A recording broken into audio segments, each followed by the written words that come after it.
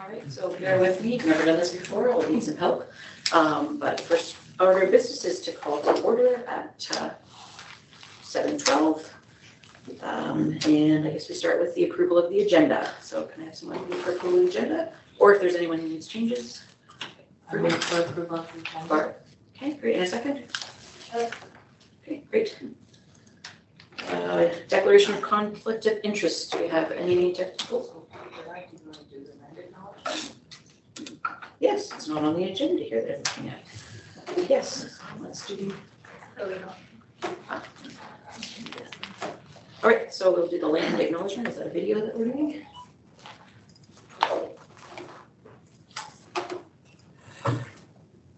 The land upon which we work, live, and sustain ourselves is the ancestral and treaty lands of the Michizagig Anishinaabe, also known today as the Mississaugas of the Credit, the rightful caretakers and title holders of this land. We also recognize the rich pre-contact history and relationships which include the Anishinaabe and the Ongwe Hongwe. Since European contact, this land continues to be home to Indigenous and non-Indigenous peoples. As responsible community members, we value the diversity, dignity, and worth of all people.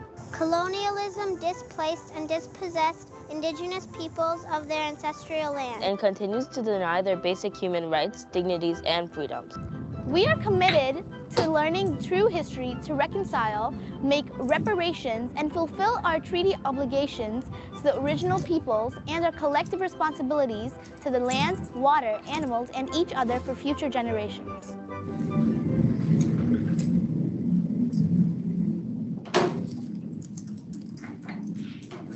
Thank you. And now we're moving on to the declaration of conflict of interest. Anyone? Great, and we'll go on to the approval of the minutes from May 16th, 2023.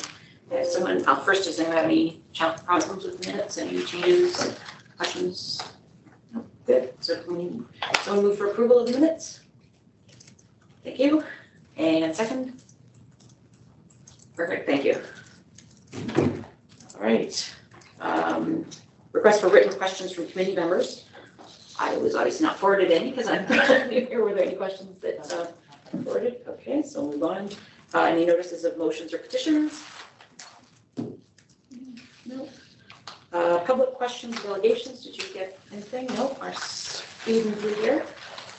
Great. So we're going to move on to the superintendent's report. Jonathan, thank you. Thanks so much and good evening, everyone. So with regards to the June superintendent report, just a few updates to share, beginning with ECPP monitoring. Each year, the Ministry of Education engages in the monitoring of the education and community partnerships programs and school boards. This rotational monitoring allows the process to be undertaken within a few boards each year. Peel has undergone monitoring in the 2022-2023 school year. Selected programs for monitoring occurs from February 2023 to May 2023. Monitoring is a key component of accountability of ECPPs and has the following objectives. It confirms the accuracy of the information submitted to the ministry. It ensures the implementation of ministry policy set out in the guidelines for approval and provision of education and community partnerships program. It oversees how the education program is designed to enhance student achievement and well-being. It addresses outstanding issues and identifies any area in which the program may not be in keeping with the guidelines. It provides sector feedback to the ministry from various stakeholders, including students, staff, and board members. Process has concluded for this year, save for some remaining focus group discussions with volunteer staff members from the board. A brief overview of the findings of the monitor review can be shared at a future SEAC meeting. Regarding professional development, the Cecil Department staff, as part of the commitment to justice, anti-ableism, care, and knowledge, seek opportunities to enhance their skills and knowledge, as well as provide learning opportunities to the system. Recently, several of us participated in a webinar focused on approaches to the implementation of the recommendations within the Right to Read report. The session was provided by LD at School. As part of the learning, we reviewed the scope of the recommendations and considered how best to lay a clear path for central staff to support schools and classrooms working to build their skills and knowledge of evidence-based reading instruction. They also covered the selection of resources and tools that support the implementation of the report's recommendations. I look forward to the follow-up sessions planned on Right to Read, as well as teaching and learning in mathematics. In keeping with the mandate of the board to address mental health and well-being needs system-wide, there will be a rollout of professional learning next year as well, with a specific focus on responding to trauma, as well as managing challenging behavior in classrooms in collaboration with the Caring and Safe Schools Department. The ministry has once again provided funding for Camp Possible for this summer. This is a virtual summer camp program open to any Peel student currently in grade 1 and extends to age 21. These students will have had access to special education supports this year. They do not need to be identified or have an IEP to participate. Camp Possible is free and students can engage in various online activities, including baking, mindfulness, fitness, dancing, environmental advocacy, Minecraft, and animation. As the funding for the program arrived late, we are still promoting it and informing schools and parents about this opportunity, but we are excited to see it returning to Peel. The after-school skills development programs for students with autism will also run once again this summer and provide programs to students in K up to age 21 and to their families for 4 weeks in July and August. Programs will continue to be developed in response to student and family interests and needs. As an end-of-year follow-up, please look out for a mail-out. Included will be the SEAC brochure that was held due to vacancies in membership groups. Rather than print a version that would be inaccurate at the outset, the decision was made to hold and ensure all positions were filled so that the parents could have an accurate contact list. Once updated, the brochure will be posted on the special education website and print copies will be made available as discussed at previous SEAC meetings for those who prefer the paper format and the ability to more easily distribute to parents and community members. As we prepare to wrap up the 2022-2023 school year, we want to extend our thanks to the Special Education Advisory Committee members for their active engagement during this school year. We appreciate your perspectives and look forward to continuing our partnership in the years ahead. Thank you. Any questions with the director's report? Yes, go ahead. Thank you, Chair. So just one question. The registration, you said that the funding came in a little late for Camp Possible. When does the registration open? I'm pleased to turn it over to Janet Bukowski, who's managing the program and can provide some additional information. Thank you. There. Good evening, through you, Chair. The funding came to us literally yesterday, but we've been planning to, we've been anticipating this, and the instructor postings of proposals for camps have been going for about a week, and so we anticipate an optimistic possibility of registration starting next week, but everything has to be done manually for Camp Possible. So it will go as fast as humanly possible. Okay, so just further to that, sorry. And then how will families find out about it? Like, do we have to go on the website ourselves, or is send something to the school? Yeah, through you, Chair, we do.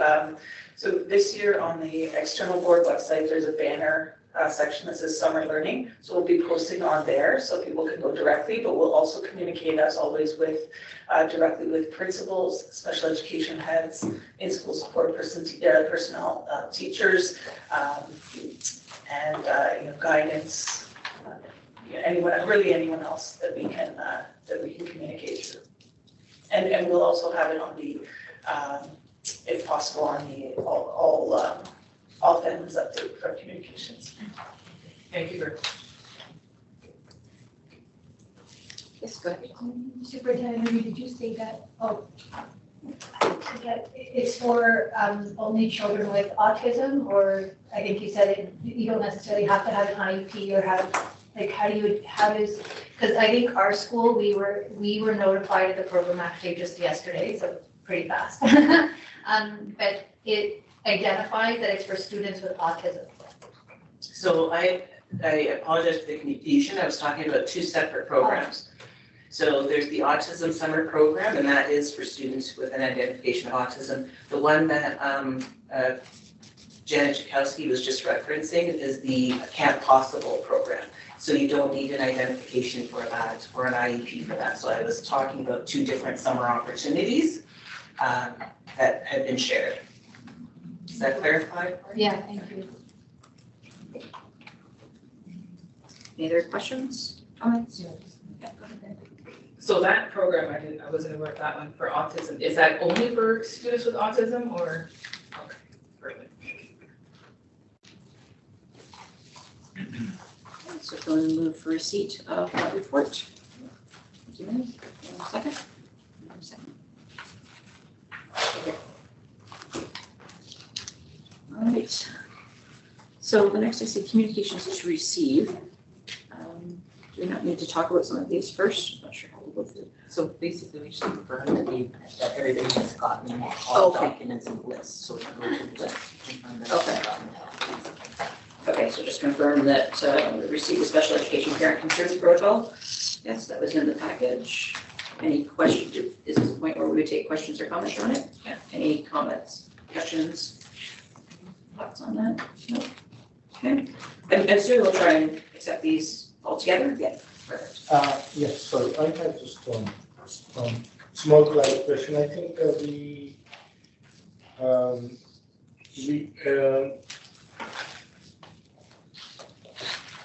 I just want that to go to the page. I can see when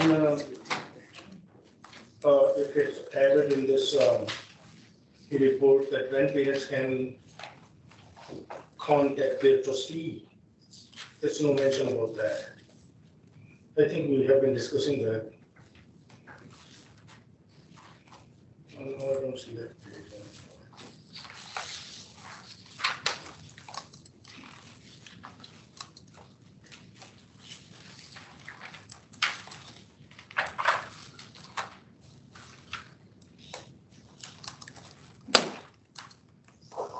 Yes, that's page 8 and 9.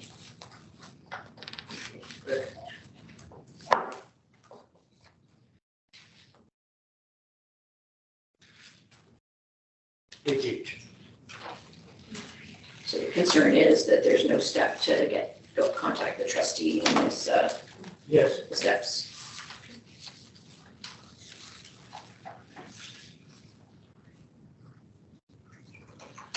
So I think the intention there was to guide folks with regards to how to partner and interact with the schools, because that's the starting point, as you know. So I think that was the intention. We can certainly consider providing the trustee information in the brochure that's coming out in the fall that I referenced in the SO report. So I can definitely make reference to contacting trustees if after that process there's a need to do so. Thank you.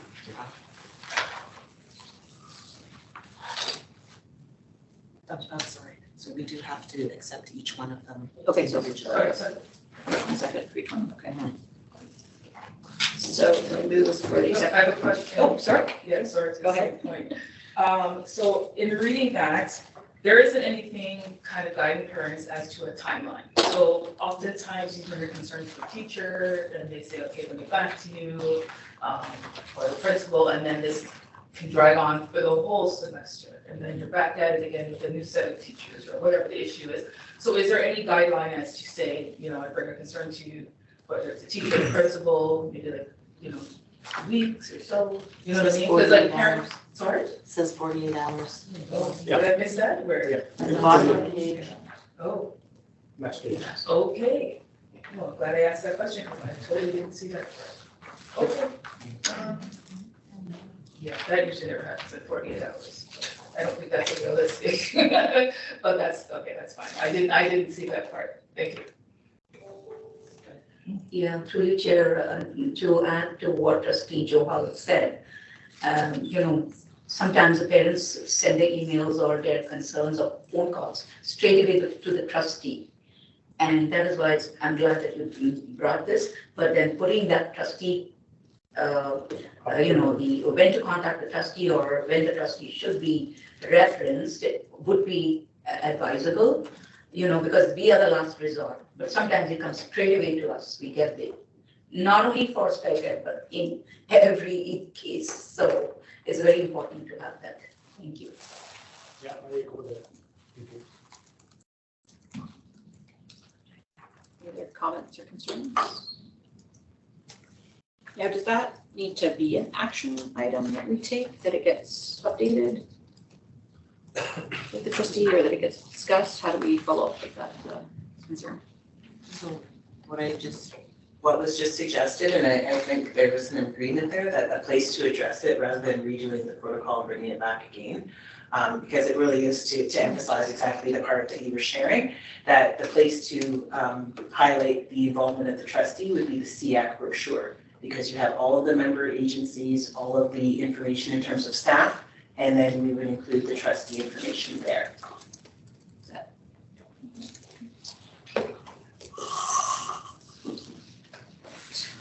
do we need to move in a second? Yeah, so we'll move for the first one, 9.1, special education parent concern protocol. Thank you. And second? Seconder. Sorry. Moving on to 9.2, the special education social emotional learning organizational chart, which we found in our package today, which was helpful for sure. Does anyone have any comments or concerns or thoughts on that? Well, I just want to thank you for giving us this chart. It's so very useful. Thank you. Would you like to move for receipt of it then? Sure. Okay. And a second? Thanks, Mary. All right. The 9.3 ASD band invitation, I think some people got a chance to go down and see a little bit of that, correct? Yes. Yeah. So do you need to move for receipt of this? And second it? Okay, go ahead. I'm sorry, I'm terrible with names. And a second? Thank you, Nicole.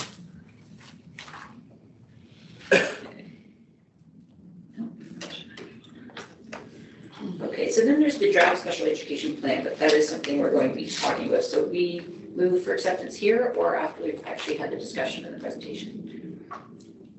So we move that we've gotten it and then we move again after we've had the discussion. Okay, so move for receipt of 9.4 draft special education plan. Thank you, Dorothy. And second? Mary, thank you. Mary. Please just yell if I get your name wrong. All right, draft amendment 2023-24. Help me out with that. The second part is back. Okay, the actual identifications part of it. Okay, so can we move? Ready? Are we going to discuss that in the yes section? Okay, so we'll just do move for acceptance here.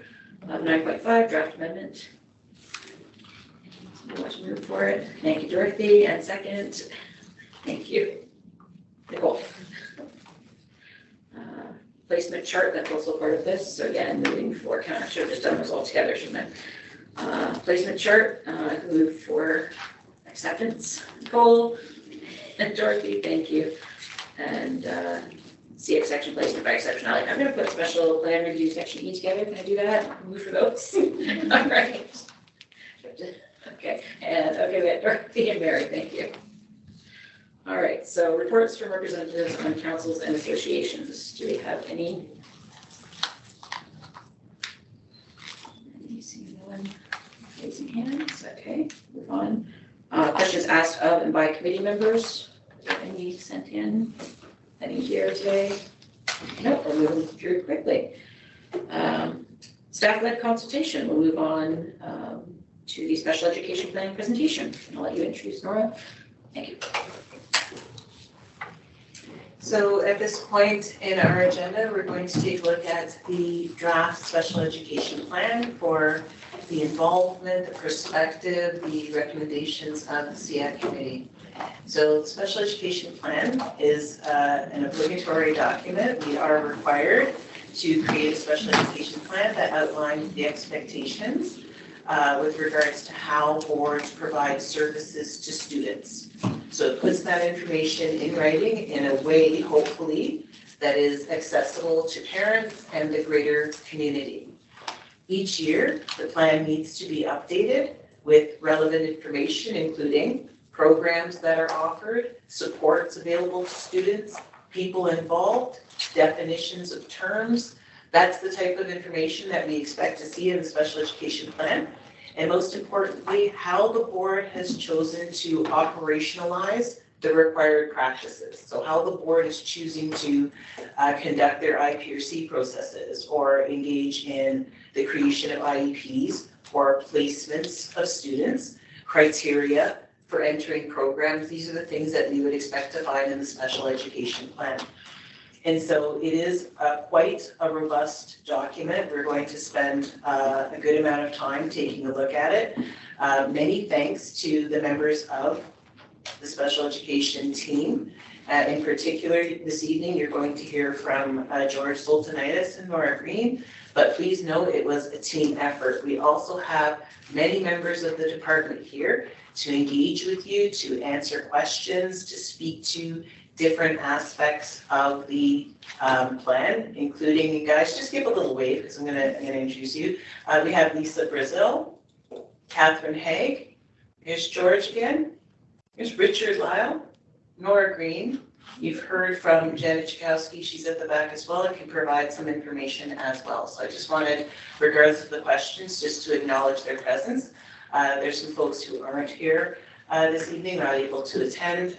Coordinating Principal Erla Jacket, Coordinating Principal Judy Richards, also Megan Eklund, who Judy is replacing this evening. So, and Coordinating Principal Cyrus Alman as well is not able to attend this evening. So thanks again to everyone who is involved in this very, very important work.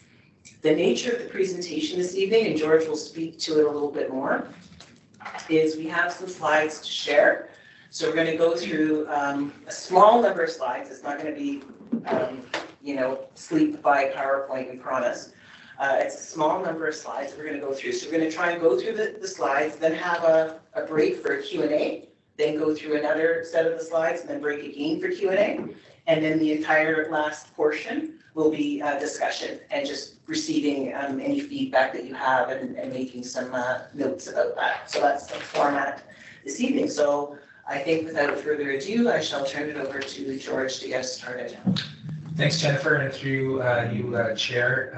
On the screen right now, you will see and the easiest way to get to the special education plan, I find, is just Google special education plan, Peel District School Board. And if you do that, you will come to this page. Right now, if you do come to this page, the information has not been updated. So what you received in the package is what we're proposing to update those two sections. Section E, if you scroll down so you can see, you can scroll down and there's a exceptionality by, placements by exceptionality and the information. So we are proposing to update these sections.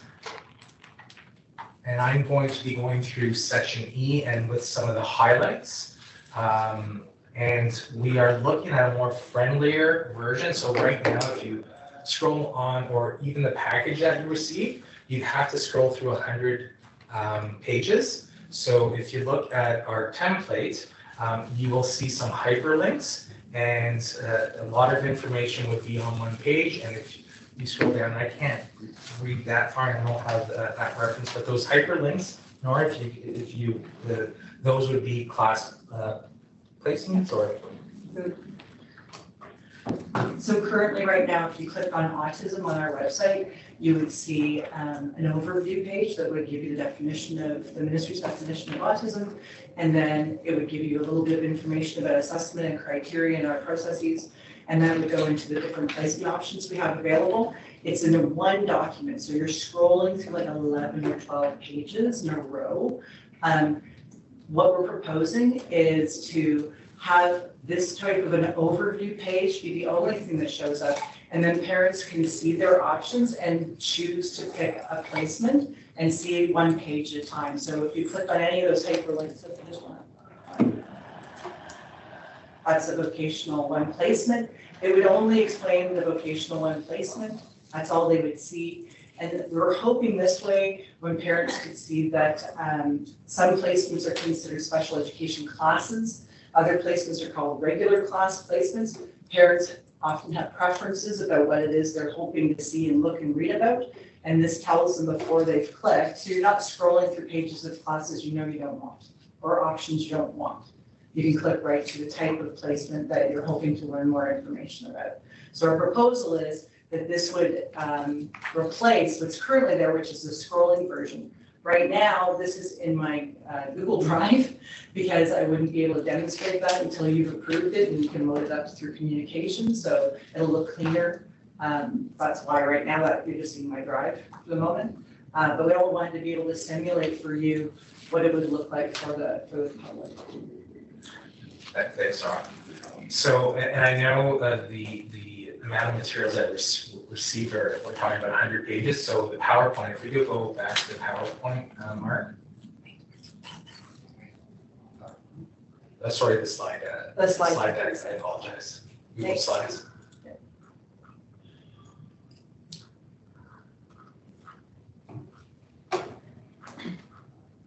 Did you get a slide deck? No. One moment. Sorry. Probably good to have the slide deck on there as I speak to it for visual learners. And right now I believe it is in the agenda, so you can scroll through the agenda. It was received.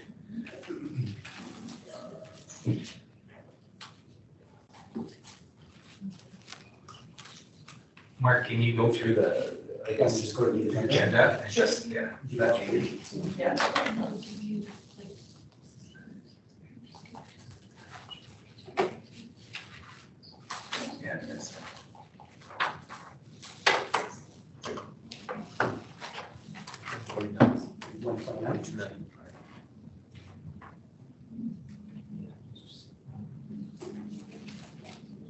There it is.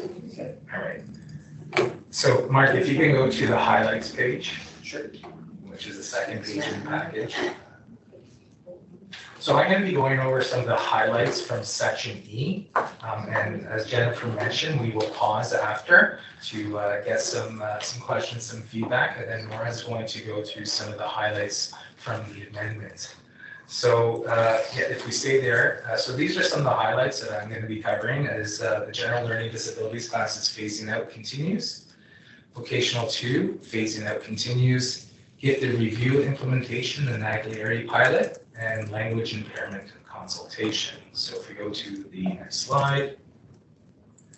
So this is a reminder that we are in year 4 of phasing out the GLD placements. All junior programs will be phased out at the end of June 2023. No new placements have been offered for intermediate, but students who are currently in a GLD program will have the opportunity to remain in the placement until the end of grade 8, in consultation with families through the annual review process every year. Last year, this will be offered in 2025-2026. And if we go to the next slide. So similarly, Thought 2 placement option is in its first year of being phased out. So next year, we will continue to have students in grades 11, 12, and year 5 accessing the 2 program. Last year that BOC 2 will be offered is in 2025, 2026. And if we go to the next slide, thank you, Mark.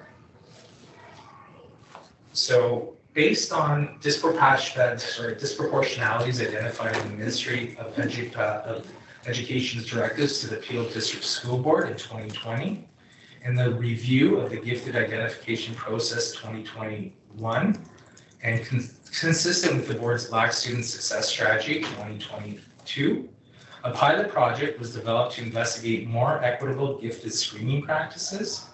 The pilot's goal was to examine alternatives to the Canadian Cognitive Abilities Test and other gifted identification practices used in the board that disproportionately impacted students identifying as Black, African, Afro-Caribbean, and Indigenous. The NGAT was piloted to test whether it is a more equitable screening tool, which can lead to improved and proportional representation of students of all identities in gifted programs throughout the board. The NGAT was used in the pilot project at 21 schools this year with almost 1,000 students. This school year, approximately 50 students were identified as gifted based on the NGAT test results, using the 96th percentile in the verbal subtests. Due to impacts of COVID-19 pandemic, many students were not able to be assessed for giftedness through the psychology department, and as a result, a temporary gifted identification process was implemented, allowing approximately 150 students to proceed to IPRC for identification as exceptional intellectual gifted and placement. This group of students was able to go to IPRC based on their CCAT results from either 2020-21 or 2021-2022. Parents, caregivers were provided with the option of foregoing a psychoeducational assessment and proceeding directly to IPRC or remaining on the board's list for a psychoeducational assessment. So if we can go to the next slide. So based on the 2022-2023 NGAT pilot results, we believe that the NGAT is a more equitable tool for screening students for giftedness. No students need to be exempted from the NGAT like they would be from the CCAT. So for example, the CCAT, we would exempt English language learners who have not yet achieved proficiency with the English language because it cannot be accurately assessed using the CCAT. Further, the NGAT does not rely on background knowledge and is designed to remove cultural influences in students' responses. For example, the NGAT questions are designed to not include specific references to Western-focused cultures. Therefore, the NGAT is a more equitable tool that can be used to screen all grade 4 students in the board. So we are looking for full implementation of the Naglieri General Abilities Test for the 2023-2024 process. Next slide, please. Just gotta scroll down. Okay, so the next few slides will speak to how we have historically used the language impairment identification in our board and what we are proposing moving forward. Historically, students with this exceptionality experience reduced post-secondary options, which below include applied college level, OSSD, vocational 2 workplace, OSSD, and vocational 1, OSSC. If we go to the next slide.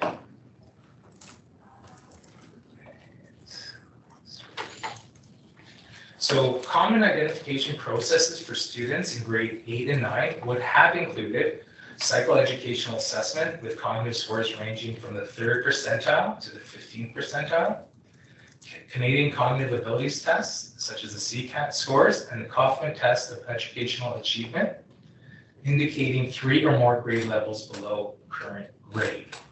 So if we go to the next slide. So we are aware of the overrepresentation of Black, African, Afro-Caribbean, and Indigenous students being identified with LI. We have looked at how other boards are utilizing the LI identification. Our usage of language impairment has not been consistent with other boards, and we want to take some time to look into this further in consultation with SEAC. As a recommendation, we propose not identifying students as LI in elementary school, since it would not affect the level of support and services available, such as in-school support program or the development and implementation of an individual education plan. For secondary school, we suggest using the LI identification only for students who are interested in accessing the Vocational 1 program. So if we go to the next slide, at this point, given the information shared regarding gifted and language impairment, we are opening up to what some perspectives you would like to share with us. And again, Jennifer mentioned that we have folks in the accessible department who are here to answer any questions and or gather some perspectives. Thank you for that report. Do you have anyone who wants to ask some questions? Go ahead, Beth. Okay, I don't know if I'm asking these questions in the right order because I'm not sure I understand how this presentation's going along here. But on the NGAT, are you only going to be using the verbal and not the other? There's 3 scales on the NGAT, right? Yeah, so currently so this year we only use the verbal, but we are looking at using, Richard, you want to? Yeah. Just find my button there. Yeah, so as George said, we piloted using all 3 of the subtests this year. And for the identification purposes, we focus on the verbal subtest as it gives the most equitable results, as we shared with the report earlier this year. For next year, we are looking at what exactly the subtest we will still use when we're proposing rolling out that full implementation, whether it's all 3 of them, whether it's the verbal or the nonverbal. What we did find this year is that the quantitative battery of the subtest didn't give us much useful data in terms of identification. The verbal and the nonverbal were more helpful, or significantly more helpful, and the verbal was the best of the 3. So when we're looking at those things, I think it comes down to the implementation and cost considerations for the different tests. What do you mean by the verbal gave you the best outcomes? So when we had the results this year, what we did at the pilot schools is that students completed both the NGAT with all 3 of the subtests and the CCAT. And then our research and accountability office took that data and compared those results to see at different levels. And so in terms of using our CCAT results, which students would have made it through that screening for further action. And then we comparatively on the NGAT, which students would have made it through. And then what we did is we did a self-identification identity survey as well, and we looked at that information to determine which screening tool gives us the best proportional results. Because the CCAT alone, as we know, gives us those disproportionate outcomes for students. And what we found is that the NGAT verbal subtest gave us the most proportionate results rather, based on our pilot, based on those approximately 1,000 students. Okay, but there would have been some students who would have tested in the gifted range on the nonverbal and the quantitative and not on the verbal. And you can't exclude those students. You are absolutely correct, and that was when we were looking at that data, that there were no students who tested only met that threshold on the nonverbal and quantitative that didn't make it on the verbal. So every student who made it, not one single one. not a single one. So of the 50 students, all of them made it on the verbal, and there were none that made it on, for example, the nonverbal that didn't make it on the verbal. So if I can just add, through you, Chair, just to build on what Richard has shared. So out of the 3 possible subtests, we will be moving forward with at least 2, because we want to expand the information, the data that we're able to get, and the different ways in which we're assessing. So we will more than likely be administering the verbal and the nonverbal as the 2 tests, the verbal and the nonverbal. So we will be moving through with at least 2. So as Richard indicated, there are 3 possible. We are not likely to use all three. We don't feel that we necessarily need all three. And in order to make this a streamlined and efficient process, we're likely to move forward with two, and those two would be the verbal and the nonverbal. Okay. I have quite a few questions here.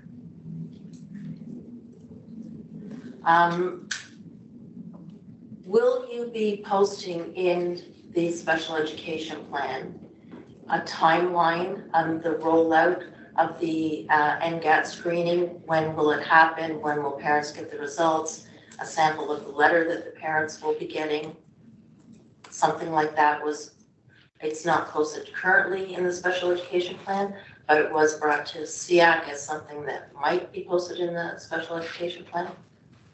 Through you, Chair, I'd like to respond. So because this is going to be our first full-scale implementation of the NGAT this year, we want to take the opportunity to learn. We'll likely follow a similar timeline as to what people were accustomed to with the CCAT. So we would typically be doing the CCAT, I think it's November, and so we're going to follow the same timeline. After we administer it, we kind of have a large spectrum example of how it runs this year. We'll be able to capture some general timelines in next year's special education plan. But because we didn't run it full scale this year in the pilot, it'll be our first run through. But the timelines will likely match or align with how we used to do CCAT. One of the big differences, and we're going to get a little bit more opportunity to discuss a little bit later, one of the big advantages of moving to NGAT is that we don't need quite as much time in terms of getting the results. So with the CCAT, we had to complete the bubble sheets, send the bubble sheets in, wait for the bubble sheets to be assessed, wait for the results to come back, and then relay that information back into the school. So we anticipate a much shorter timeline, but it'd be difficult for us to actually speak to that timeline because we haven't implemented it yet board-wide. So we're almost thinking about this as our full-scale pilot, if you will. We had 1,000 students last year, but this is going to be the entire board. So we're hopeful that with the data that we collect this year, we'll be able to be more clear about what those timelines would be in the future. Okay, because currently it can take a student up to 2 years to get to an IPRC, so I'm hoping this can all happen within the same grade 4 year with the NGAT, instead of dragging out the process for 2 years. Okay, I think that's all the questions I have for this section. Thanks, Mark. Anyone else have any questions? I have one. You talked about the gifted and the NGAT, that there is no need to exclude any students at all. Are there any special ed students excluded from the NGAT? Yeah, why don't you go ahead. So students that would have a psychoeducational assessment completed already would not need to complete the NGAT. They could complete the NGAT. When we're talking about exempting students, so currently in the CCAT, English language learners would be, we can't get reliable data with it. That is the biggest difference. So that entire segment of our board's population can't do the CCAT because they don't even have an opportunity to be screened. Whereas with the NGAT, because it doesn't rely on English language proficiency, they are able to fully participate. But as I said, the student with psychoeducational assessment, we would have that data already, so they don't need to do that in terms of the cognitive data from the psychologist. But we did have students in our pilot project this year who did have the psychoeducational assessment and did the NGAT. So they are fully able to do that. The NGAT can pull out different ways of thinking that aren't necessarily assessed in a typical psychoeducational assessment. So the plan would be to have 100% of our students take the NGAT. And is the NGAT computerized? Yes. Yes, perfect. Good. Thank you. Go ahead. For kids that are low vision, how do you test this CCAT now? And is there more timing given, or is there support? Is it time-based? I'm just wondering. So in terms of time, the NGAT subtests do have a time limit, but the teacher administering it can just go and cancel the time limit. The student can take as much time as they need to. especially consistent with their individual education plan. So that those accommodations are able to put in. And because it is all digital, firstly, in terms of vision need, the test is designed to, we asked the same question of the test publisher. It is designed in order specifically for color blindness, just on the standard Zoom level. But because it is digital, a student can easily zoom in and manipulate the screen so they can see what they need to, in terms of the question prompt and the various answers that they can select from. Another question. When it comes to children with depth perception, like they're challenged with depth perception, and I'm not sure if the test actually shows pictures. Does it show pictures, and the student kind of has to navigate what the interpretation of the picture is? I'm just thinking if a child has challenges with depth and understanding, like black and white pictures, that might pose a challenge. I can't speak specifically to how the test was designed for that, but they gave us the grade 4 copy for us to try out as well. And the question format is a 6 images, for example, on the verbal, which one doesn't belong? And they're like straightforward, like drawing of a pencil, for example, a pencil, a paintbrush, a screwdriver, a Cheerio, a water bottle, and a microphone, for example, and they would be drawings of those that are very clear, very easy to see. Again, I say that, but I know the test publisher did consider all of these things when they were designing it. And again, we could bring that specific question back to the test publisher, but also our vision interns who continue to support our students, including them maybe in actually exposing them to what the NGAD looks like. So the accommodations that those students are receiving, we can meet those accommodations when the NGAD's taking place. So actually the test design, we can't speak to, but the support that we give to kids to complete the NGAD, we would look at that on an individual student basis, depending on what they need. And just to add to that as well, the NGAD is purposes as a board-wide screening tool for all students to get a source of data, but it isn't the only source of data that we would necessarily use. So for a student that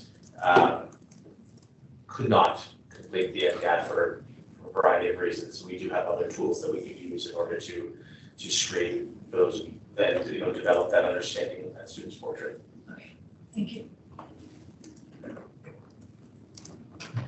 Any other questions? Yep. Yeah, just a clarification. At this point in your presentation, you want questions regarding gifted and. So the highlights that we went through, if there are any questions. Just questions regarding that at this point. Yeah. I will pull off. So we are moving into part 2 whenever the chair is ready. There's a second part to go through as well. So let's start part 2. Thank you, Madam Chair. Now we'll look at the second portion of the special education plan, which we usually in Peel call the amendment. And the amendment refers to usually our staffing allocations for the following year, also our class locations and our program locations in the board, and the professional learning plan at the end. And so that is handed in addition to the more permanent parts of the plan on our website. Do you mind going back to the website? On our website, if you scroll below all of our sections and you see down, you'll see the amendments to the plan, and you'll see our current year. And this is our proposed one for next year. Next, so I was going to hit some highlights or overviews of the contents of the amendment because it's quite a lengthy document. So right now, the central highlights are main staff that usually are coming from the board office or central staff and field offices. What we have reflected in our plan is a reduction of a coordinating principal in special education. You'll note the move of assistive technology resource teachers to the research and innovation department. You will also note that special programs coordinators are transitioning to a more generalist model of support. So in the plan, it may have looked confusing where you are used to seeing an ASD coordinator and a special needs coordinator. they would have looked 0 for next year, but in place you'll see more of a special programs coordinator, which is reflecting the fact that they will be supporting both students that have special needs and autism. So it's more of a geographic model as opposed to an area of expertise or a disability area of expertise. You'll also notice that there was the elimination of the inclusion coach role. And you'll note there's special education resource teachers. As it stands right now, based on our funding, there will be a reduction for next year. And you'll also note the reduction in educational assistants as it stands right now for next year. And my understanding is the board is still in a budget process, but that's currently what we're aware of at this time.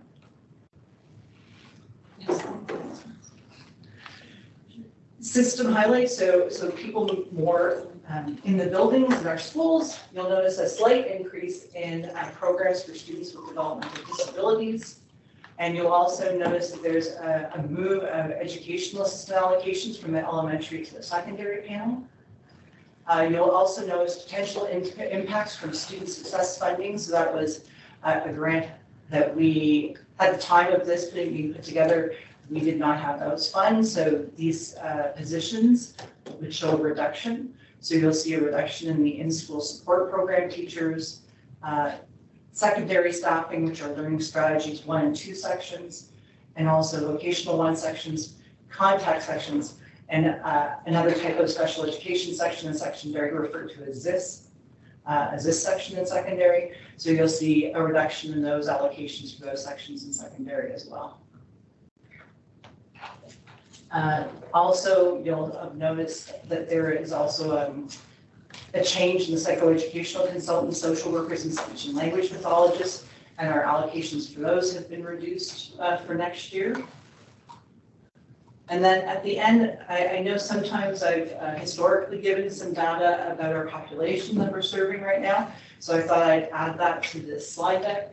So you'll notice that right now in the special education, students are reflected usually in terms of being identified students. So those are those students who have gone through an IPRC and received an identification. And then you have non-identified students. Those are students that are being receiving services from us that are not necessary, have not been to IPRC and don't necessarily have an IEP, but they're receiving services from our department. And what you'll notice is right now, we're approximately 57% on non-identified students, and we're sitting at 43% identified students. The next slide will give you our trends, and for the most part, you'll notice that our student population, our special education student population is declining overall, which would mean that we are impacted in our grants from the ministry. And to be fair, that's not really based on our student special education population. It's predominantly based on our board's total enrollment. So if our board's total enrollment declines, our funding declines. But it also notices here that we have a decline in special education students as well. And then our last slide is information you've asked historically in the past, and I wasn't able to provide. I was able to put together this year some of the services that our non-identified students are receiving. And so you'll note on that slide that we have approximately 7% of our students are being served by our professional support staff, so our psychologists, speech and language pathologists, social workers. We have approximately 14% of our students receiving LS1 and LS2. Another 14.5% are receiving ISEL, who are non-identified students. 17.6% of our students receive some sort of itinerant service, so that would mean autism, special needs, so that would support students who had a physical disability or a developmental disability or multiple. It would also support students, potentially who might have those diagnoses. It would also support people who had blind with low vision needs and haven't been IPRC'd, or students who would identify as deaf or hard of hearing. So all of those itinerants are serving the 17.6%. Then we have 32.4% of our students are receiving the in-school support program, so our ISSP program, and then almost 14% are receiving some sort of support for behavior services.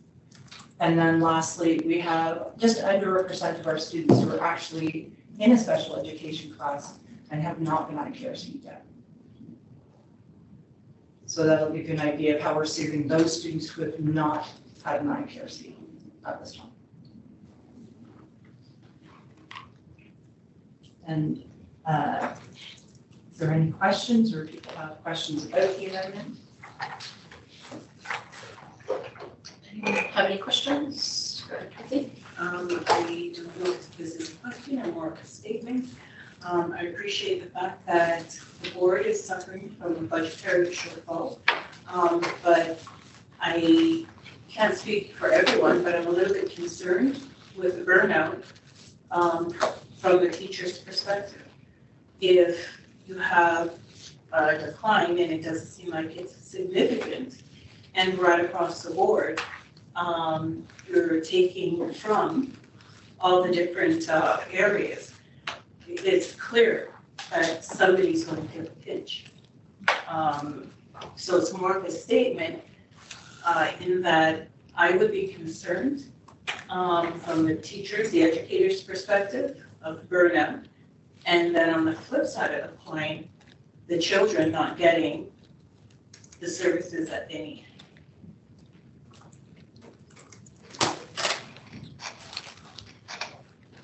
Yeah, go ahead, Mary. So I was a little confused when I was looking at this. So one of the first things that I noted was the elimination of the inclusion coaches. Does that mean the board has decided that the work of inclusion is done? How do they justify that? Like, I don't know, does anybody have a response for that? Because I mean, if we're talking about inclusion, now there's nobody.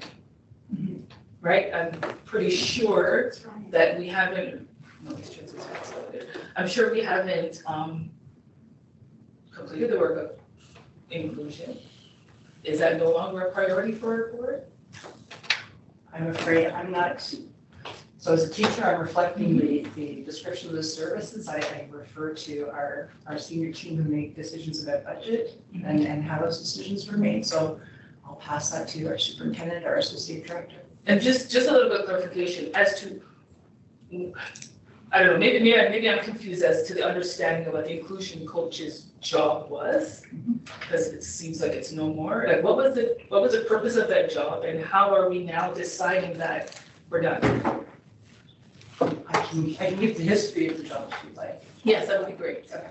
So the history of the job was that with our elimination of a vocational 2 pathway,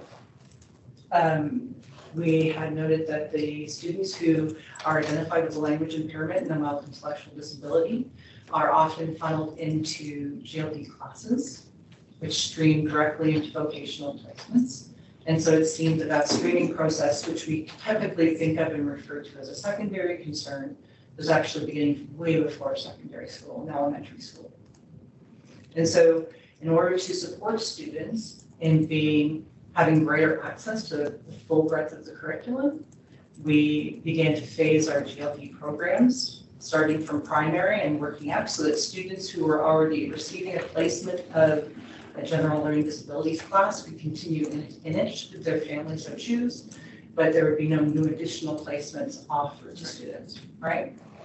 As those classes were folding, the initial intent was to collect the staff and to use the staff to begin to educate regular classroom teachers on how to begin to design universally for students.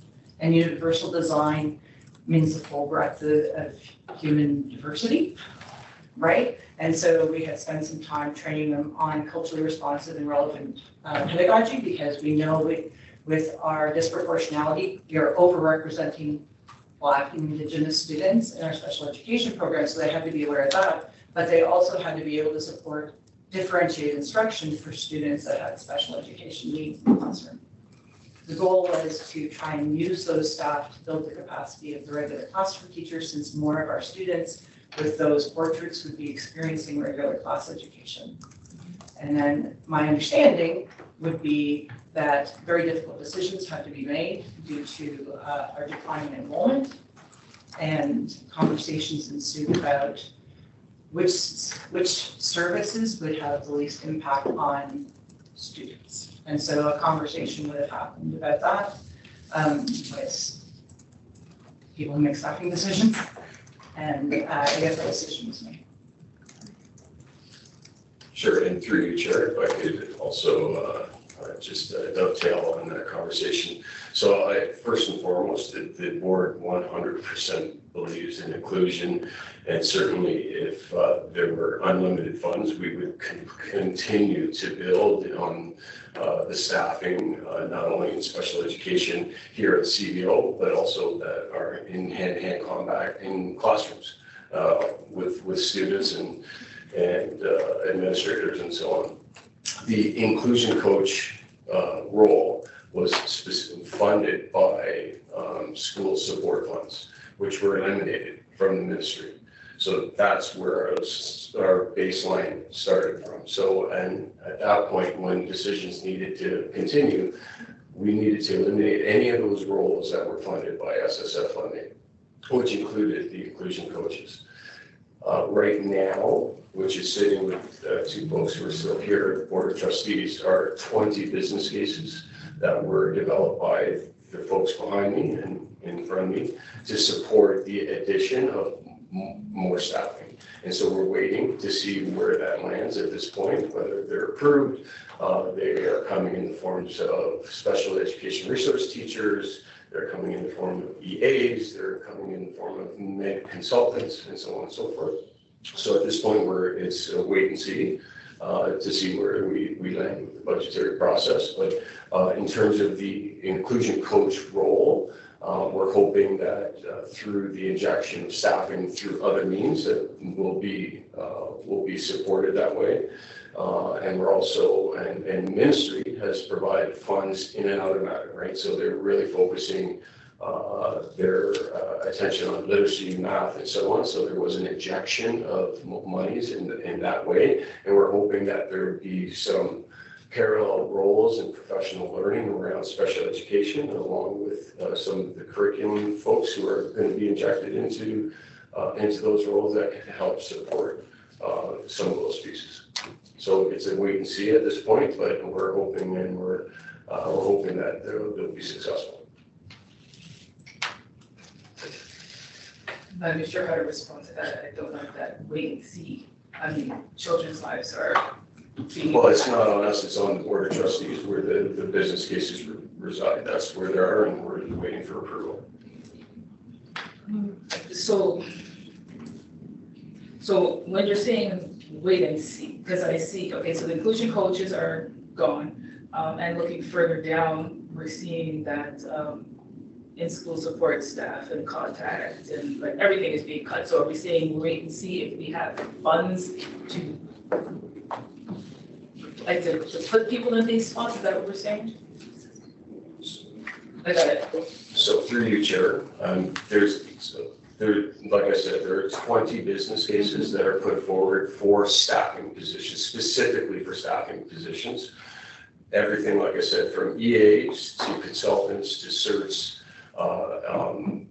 and RTs, all of those pieces. And it is our hope that, most, if not all, of those business cases will be supported by the board. And we're going to be in a place of getting busy once again, rehiring, reshifting, restaffing. Okay, so is it your intention, if the funding comes in, that you will reinstate some of the inclusion coaches, or is that still? So at this point, there is no business case for inclusion coaches, but what I'm saying is that through other means, and certainly I think at another conversation, we probably bring back to the table early in September to kind of go over again what that model will look like. And just as an overview, I'm hoping that the model is more responsive to the needs of the kids, where you'll see greater accountability on the part of the superintendent, on the part of the some principal groups, and within the schools, and really see more of an intimate relationship between the staff and certain schools and kids who need it.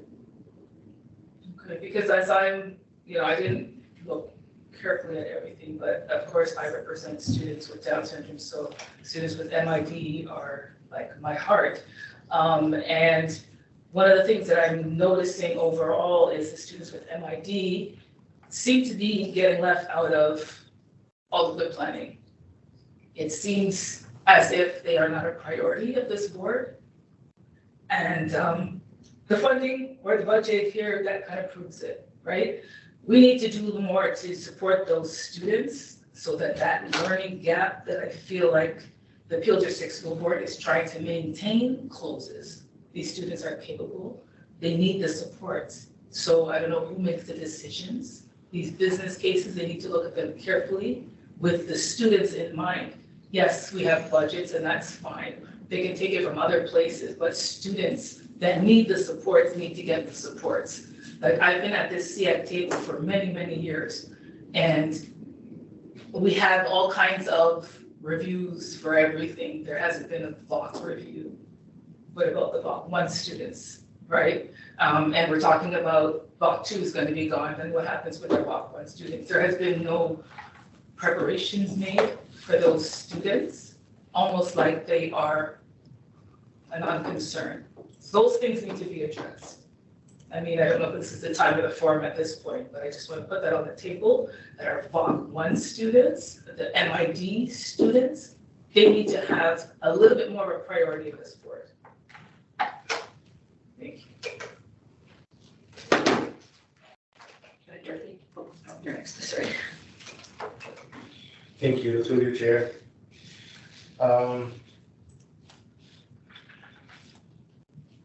As I'm seeing for the next budget, we are keeping the budget maintained for additional EAs from last year. And the business cases, I believe we have approved all that was presented. It's going to the board. So through you, Chair, I am one. So through you, Chair, I am not aware of any approval at this point from the board of trustees. That hasn't come to the board meeting. Okay, it's still in the works, but I think all cases which we have seen were initially approved, and they're going to the board next. And I was just wondering, almost every school in my area, they are struggling to get allocated numbers of EAs, and all schools are struggling. And when I see that reduction in EAs, and in the budget, we are maintaining the budget from last year. So that's where I'm a little confused. If someone can explain that. If I may respond. So one of the things that we are wanting to communicate is that we're very, very late in getting some finals around funding. And so we need to be transparent with this committee and with our parent community to say, we can't, just like the associate director just said, we can't confirm that we're going to have these funds. Until everything goes to board, until the funds come through, we are understanding that these things are not available. We have, as you shared, business cases were presented. And so I was on the screen presenting the business cases, requesting the funding for EAs. So basically saying, however we can, we absolutely need to fund for EAs. We absolutely need to fund for various roles within the board. So I recognize that it's a bit of a confusing process because we're saying things are gone. And there's still an opportunity for some of those things to return. But again, in the spirit of transparency, we do need to tell you upfront those things that are at risk if that funding doesn't come through. So it's a little bit of a back and forth in terms of you're saying, hey, we heard the business cases and it's looking good, but until funding comes through and until the approvals come through, we have to make sure that you've been informed that these positions would be the ones that wouldn't be returning if we didn't get the funding.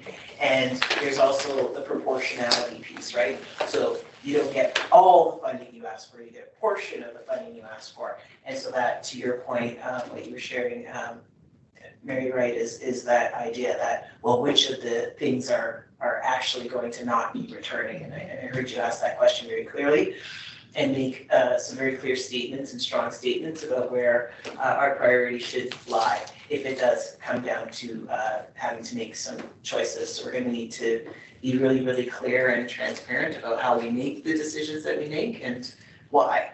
So I heard that, but I wanted to just put that in the space. So, we're not trying to be alarmist in sharing this information. Again, we're trying to be transparent, because what we wouldn't want is for the plan to come out or information to come out and say, hey, we had no idea that this was a possibility. So really, and giving the voice and giving the opportunity for you to challenge and question and say, well, listen, make sure you hear from us. This is what's important. That needs to happen as well. So it's difficult, but we welcome this feedback at this time. So I just wanted to put that in this space. Sorry, I'm not sure how it works, whether I have to address myself, but I'd just like to comment on that. So typically, we would have the budget in this plan a lot earlier, but we would also have given feedback ahead of time. So I think part of the problem is this has all been decided without any input yet. And you're hearing here that there's a lot of problems with the choices that have been made. So I guess we need to understand, like, how are the choices made, right? And what's kept that maybe we think shouldn't be, I guess it's just, I was shocked at this, to be honest. I've never seen something quite as drastic. There's a lot of questions I have, but I'll let everybody talk. But I think we're way behind this year with respect to reviewing the budget, with respect to reviewing the plan, and taking our input. And normally have input on these business plans that are being presented.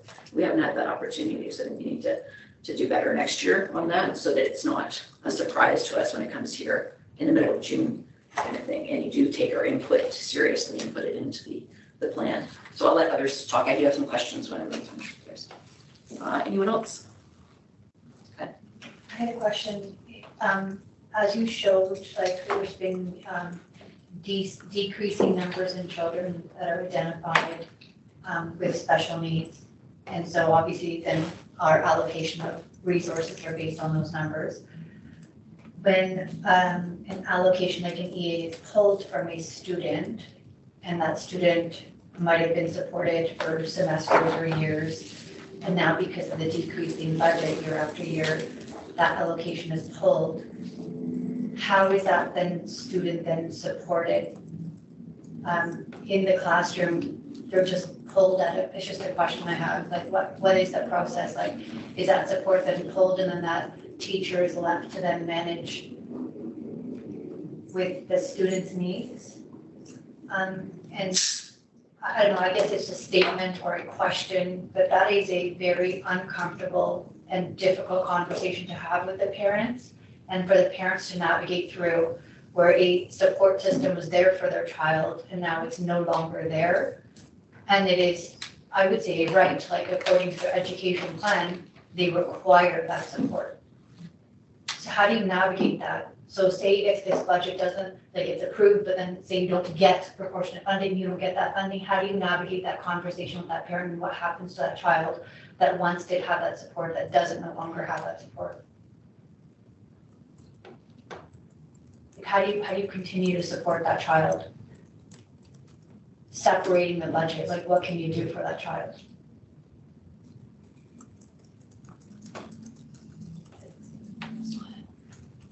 Question statement. Yeah. Like, I wasn't sure if it was. I'm just as passionate as everyone else here, and I'm like lost for words. So question statement, I don't know. Yeah, I didn't want to jump in it because I wasn't sure if it was a question or you were sort of making a, what are you doing, and I appreciate that. So obviously the response to any situation has got to be student-centered, right? And so we have to think about what's the context, what's the situation in terms of the student, the experience they're having, and respond accordingly. But it's sort of a combination of a response to both of those things. Again, it's not not offering as an excuse, but just a human reality of when we are waiting for the funding, how late it does come. And you heard Janet talking about, here we're trying to run a summer program, and we just got the confirmation yesterday that we have the funds to run it. And then people are asking very good questions about, well, how are parents going to find this out? How are you going to get this information? So there are tremendous challenges about that. And the same is true of the business cases as well. We can only put forth that which we have a certain amount of funding to request. I have taken and will make note in terms of trying to figure out what month would be a reasonable time to come forward with business cases. Because too early and it's not, it's not accurate, too late and it's not helpful, right? And so definitely hearing that. But in response to what you're sharing, I hear the question, and there's no universal answer to what do you do when, right? It's really going to be about that situation, but just recognizing some of the challenges around some of that decision-making piece. And I hear the frustration, and we're living it because these are the folks who are meeting with parents and attending the meetings and going into the schools. I mean, we're absolutely in line with what you're saying. Schools need a certain amount of assurance that they're going to be supported. So we are providing that assurance every way that we can, given our current reality.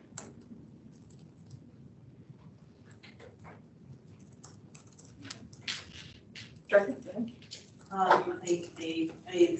piggybacking on what everybody's saying. And I think I'm falling back to what options do the parents have if the end result isn't what they're seeking. So can we put something in place where parents can advocate and perhaps circumvent, perhaps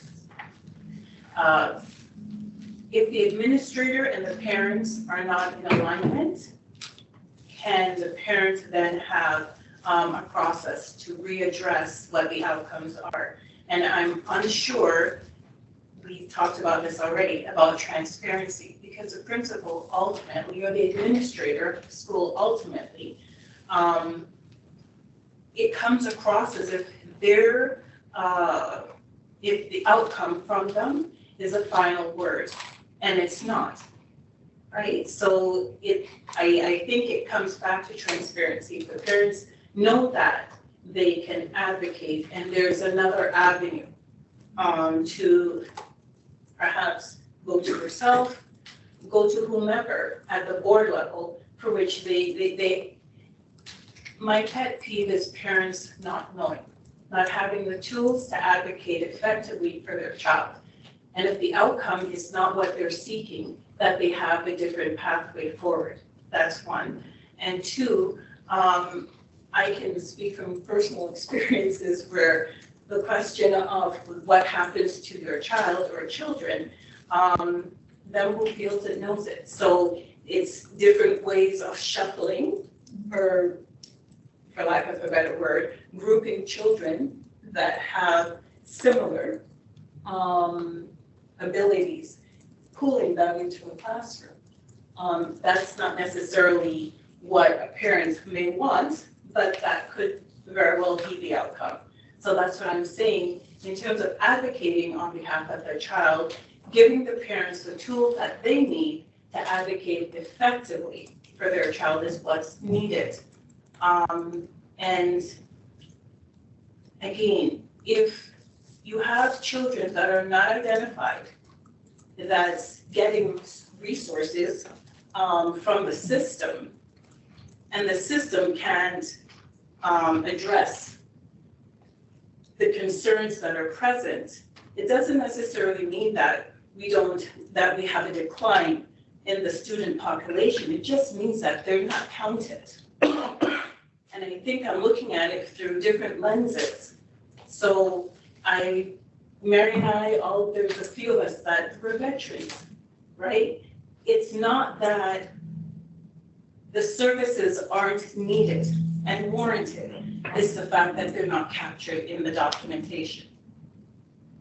So I appreciate what it is that we're talking about here, but we're coming from it through different lenses and experiences. Our lived experiences is not what is documented on paper. Good. I notice it says that in Central Highlights, special programs coordinators will be transitioning to general models of support. I'm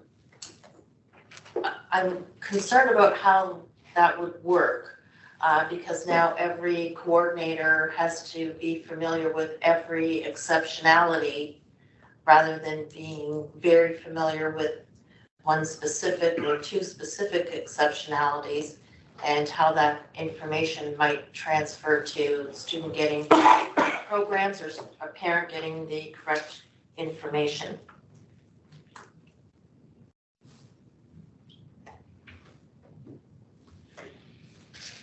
What's reflected right now in the amendment would be the blending of what is autism, developmental disability, and physical.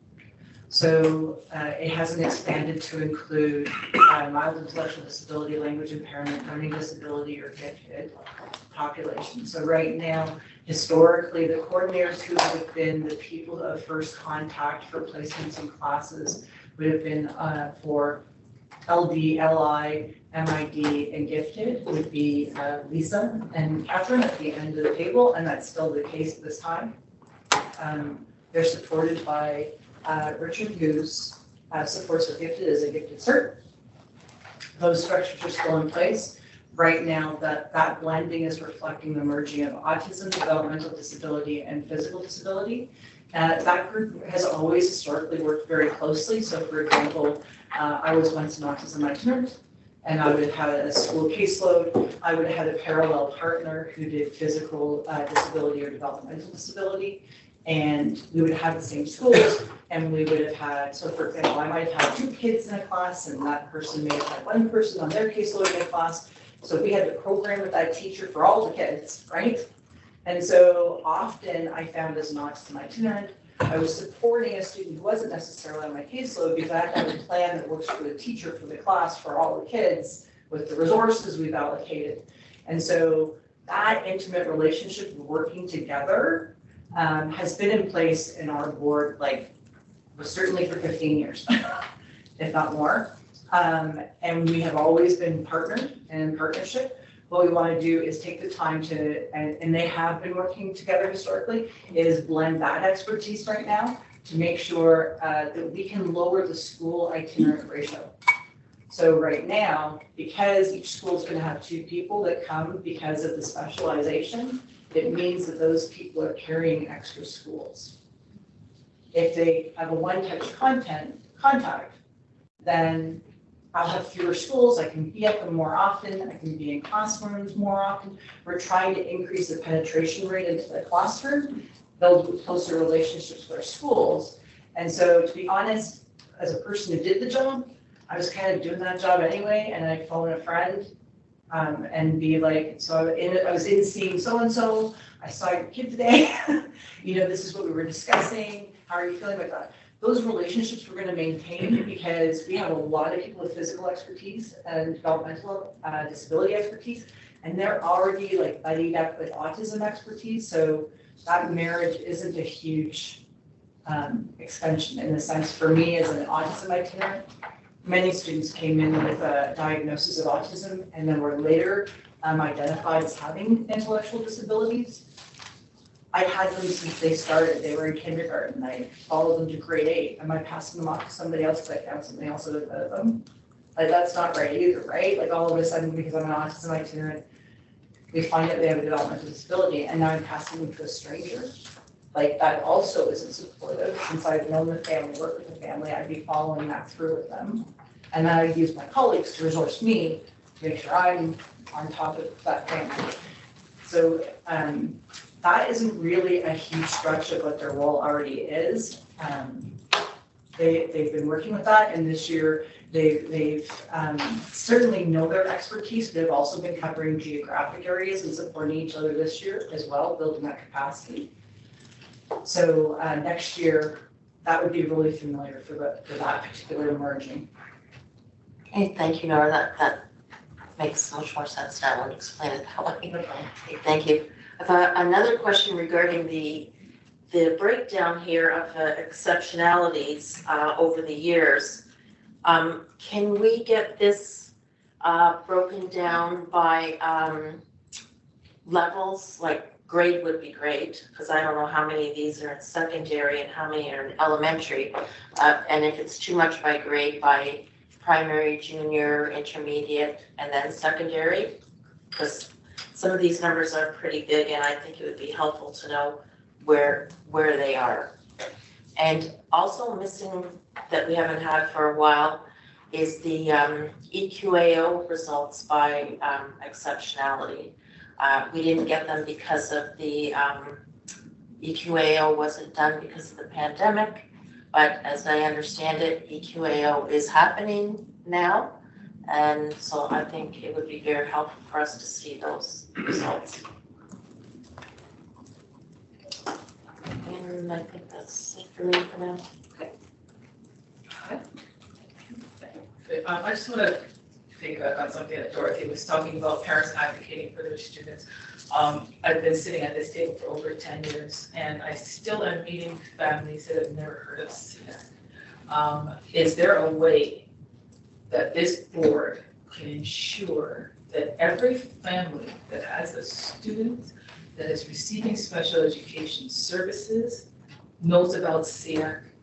Like, you can't advocate for what you don't know is there, right? So oftentimes the administrator, for one reason or the other, will say a no to something. Parents don't know where to go, right? It's this, gone by are the days you can, take the word of the administrator and think they're doing what's best for you and your child. That's not always the case. Like, I don't understand how we have this committee and so many associations that represent our students, and people have no clue. I've had families that have gone through the Peel District School Board and their student is graduated and they never heard of SEAC. That is an outrage. That should be something, whether it is the administrator has to be mandated to let families know about this. I don't know how you do. I mean, obviously they don't, SEAC isn't given the names and the, information for the families for us to reach out to them. So that information needs to get into the hands of families. I don't know if that needs to be a motion of some sort, but if we can figure out how families receiving special education services can find out about SEAC and be connected with their representative so that they can, you know what I mean? They need to know. They need to know. Otherwise, things are never going to change. Thank you. So do you want to make that, or do you want to do that?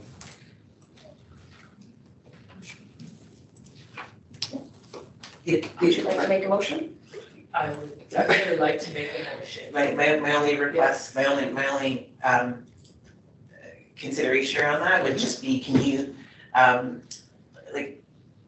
suggest how, right? And what I mean by that is, right now we said we have a brochure which we will go to print this summer and have that available in schools. So we talked about this before, so that's ready to go. The website's ready to go, because the motion is, would you please do something, right? And so, yeah, so we're going to do the brochure. We're going to have it. Is there something in particular that you're recommending? So that way, if you see what I mean, like, instead of a motion that something should happen, we don't know what, but something, right? If you can provide some guidance, or maybe we have a conversation right now about what some of those suggestions can be, because I'm thinking the print resource, the online resource. Is there something else that you think would be helpful? Well, it's all right. Communication.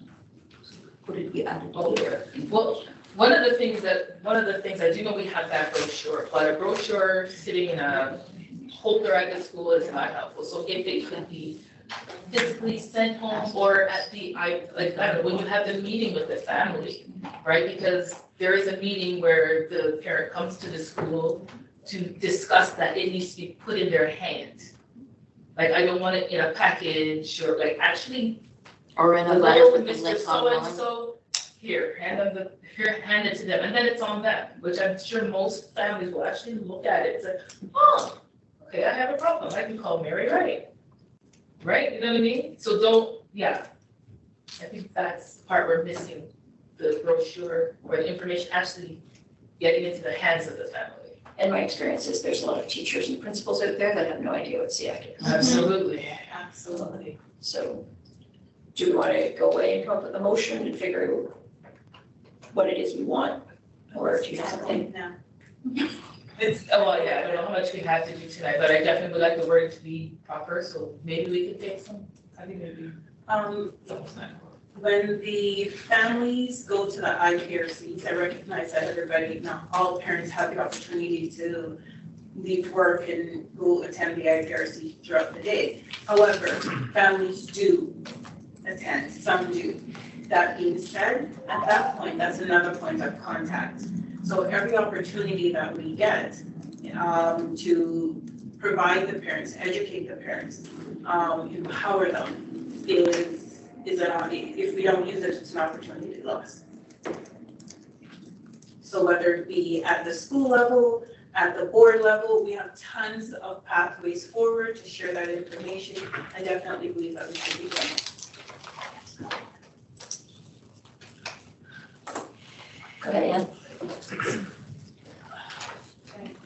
So I also think that it's the responsibility of the various associations to inform parents about what's available in the school system. So I think it's our responsibility as well as the boards. And I think, maybe we should, as associations, we should talk about that. Because I think that's not being done very well by some associations. And I'm not saying that Brampton Caledon does it better than anybody else. I don't think we do particularly. But I think it is upon us to make sure that we give the information about SEACs and special education to our associations. Yeah, I'd love to hear how you do that, because I often don't have a list of who, we don't know who they are until they contact us. So, I mean, we have Easter Seal's website, it's all out there, and there's a page that's all about the school and all that kind of thing. But I'd love to hear some, so maybe we can all get together and share some ideas about that, because I would appreciate that. Any other comments? Yeah, go ahead, Jess. I was just going to add as a suggestion, the IPRC is a great avenue, that meeting. Our school sends out school newsletters once a month or once a week. Sometimes we get them 3 times a week. Like, those are a great avenue, right? I'm just adding a suggestion because we actually did that at one point. Yeah, we actually got a newsletter piece put in but it ended up 14 pages down on every time on the newsletter. You have to dig for it. So maybe we want to look at that again. It was at the principal's discretion if they wanted to include it or not too. Okay, well, just because, we have like Autism Awareness Month and we have like different abilities, like Awareness Week, or I'm not really sure what all the names are and names are, but it'd be a great plug to say, hey, and did you know that there's this advocacy group or these representatives that can help navigate support for your child, right? But I also want to, I don't know if we're wrapping this up or if this is the correct order. Dorothy mentioned advocacy. Should those resources be pulled? Like an example is, should the EA resource be pulled? Is there an avenue for parents to advocate to get that resource back? And can that be added as a motion or as something to consider next time or discussed further? Some sort of avenue for the parent to then advocate back a resource for their child. And I'm a little unsure about how I feel as I say that out loud, because some parents might not understand how to advocate. They might be challenged. English might be not a language that they're strong in. They might not know where to go, but I think that there needs to be an opportunity. I'm not sure if that's like a motion or an action. So I'm wondering if both of these things should go on as actions until we bring them back as motions. Like, we can work on a motion, but at least let's get them there so that everyone remembers those are 2 things we really want to address. Yeah, does that sound good? Does that work? Sorry, now I'm just getting some of that. Yeah.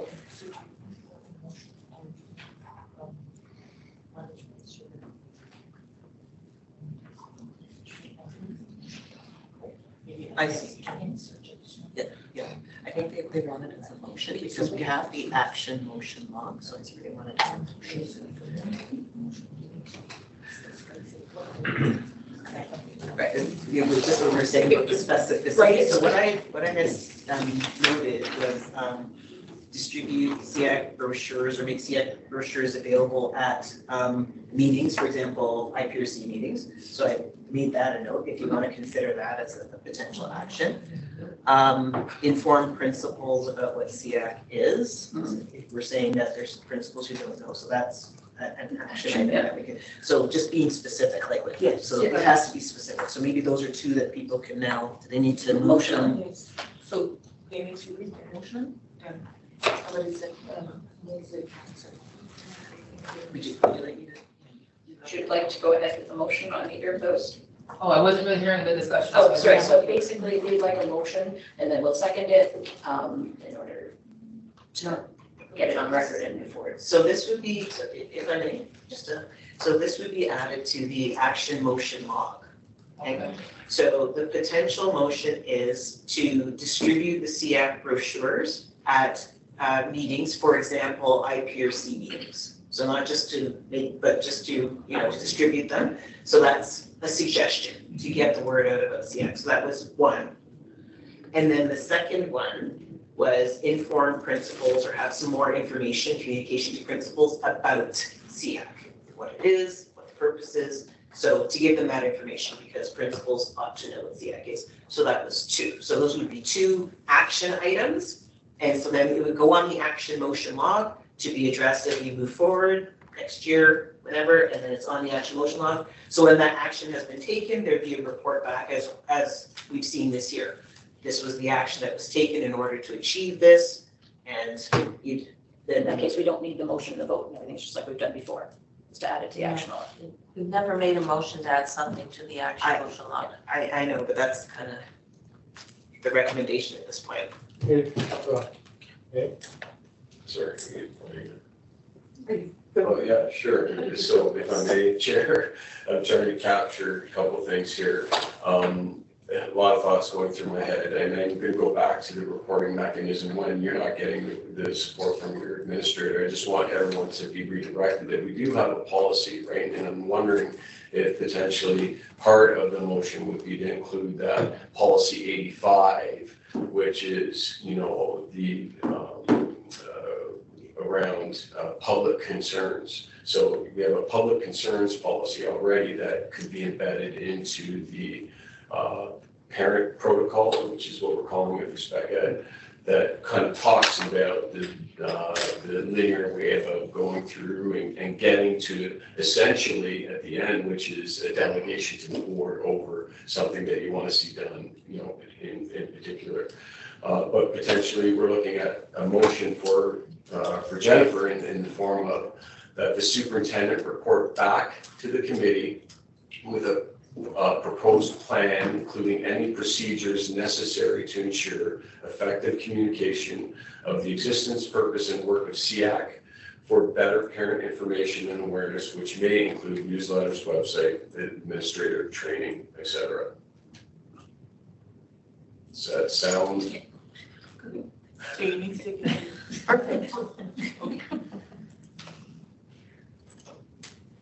And that would be something that Superintendent Newby could bring back to the committee with that particular plan. So to your point, then, that it's not a motion, that's a report. Like, that's what you were saying. So the question is, and this is to see, I'm good either way. Do you want it to be a motion and then you do the voting on its action motion, or do you want it to be a report back? That was what I was being advised, that it has to be one of those two. What's the difference in response to those two things? I really need one of you guys to talk about this because somebody has to. She's gonna, excellent. Yes.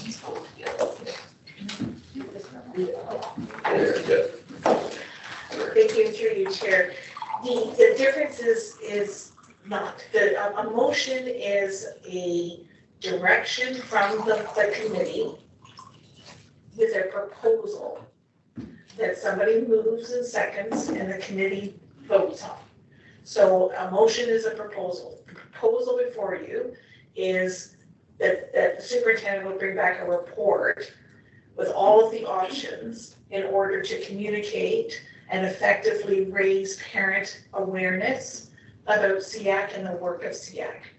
So I was just sitting back there listening to the conversation, and I pulled out that I think is what you were trying to do, whether you do it through brochures, whether you do it through, that's the work plan that the superintendent would bring back for you to review, look at, approve, make further suggestions, these are other things that we could do, but you need a starting point. So that motion is a proposal that if you vote in favor of that proposal, then the superintendent will bring back a report with that information. It could be part of her regular reporting every month.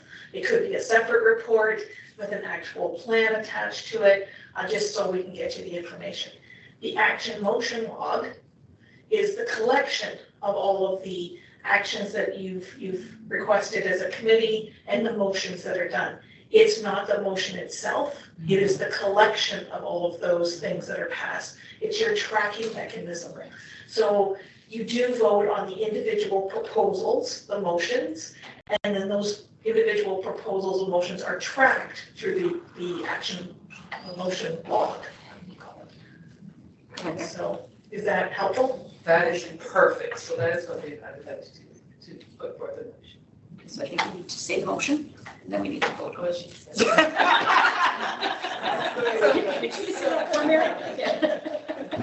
I got the motion. You got the motion? Okay, good. So I just need someone to call for, Aye. okay, you're moving? Okay. Thank you for that. Thank you. And then do we vote?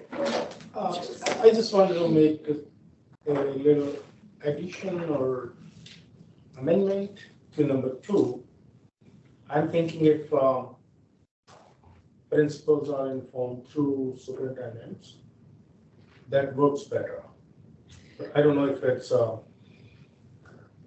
Perhaps if you could read what you have, so. Okay, do you want me to read it? yes. Okay, that the superintendent report back to the committee. With my. Oh, sorry. Thank you. Okay, that the superintendent report back to the committee with a proposed plan, including any procedures necessary to ensure effective communication of the existence, purpose, and work of SEAC for better parent information and awareness, which may include newsletters, website administration, trainings. You did, it's already been done. Okay. Perfect. All right, ready? Good? Fine. Do you have a mover and a seconder? Yes, I got to move on the second. Okay, so I got And then you can vote. So we do that. We do, okay. So, and I don't vote, right? Do I vote? Yes, you can. I can vote, okay. And all in favor? Carried. Yeah. I do have some questions about the report, if we can go back there for a moment. If everyone's asked the questions. First, on the special education resource teachers, I noticed, wrong one. The ATRTs, they're being moved from the special education umbrella into research and innovation. I want to understand what that means for the students with the budget. How does it affect our students? How does it affect our budgets? Sure. Looking at me. Through you, Chair. Very low in terms of how that will impact the students. The role hasn't changed. It's just basically going back to where once it sat before. So it sat with, I believe, a curriculum under the leadership, I believe, the Superintendent now, Luke Mahoney, looked after that. Kaz was still the coordinator for that, for all of the ATRTs. The only thing that's changing is they're moving back to curriculum, almost connected through innovation and research. And all those folks will reside there. There will be some changes of, reporting structures and so on, but certainly you shouldn't see any changes to program delivery based on what their job description is. So why the move? Sorry? So why was it moved?